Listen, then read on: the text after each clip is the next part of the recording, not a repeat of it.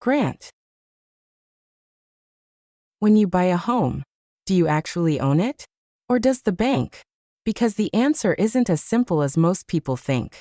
To understand this, you need to understand one word: grant, and the two roles behind it that define ownership. In real estate, a grant is the legal transfer of ownership. It's not the loan. It's not the payment. It's the moment ownership rights move from one party to another.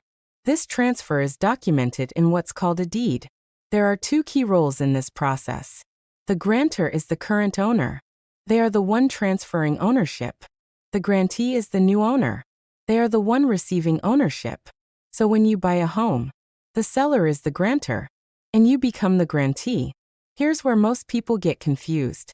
They assume the lender owns the home. But that's not how it works. The lender does not become the owner.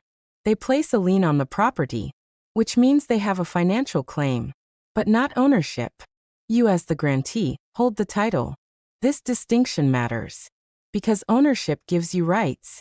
You can live in the home, sell it, refinance it, build equity.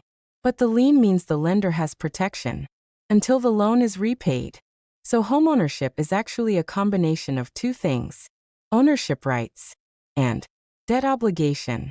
You own the property, but the lender has a secured interest in it. Understanding both sides gives you clarity.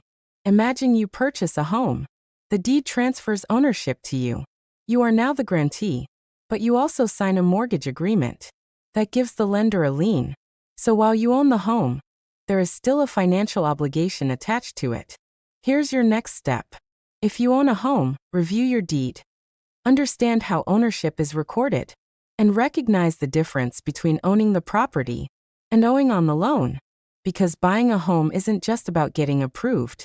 It's about understanding what you actually own.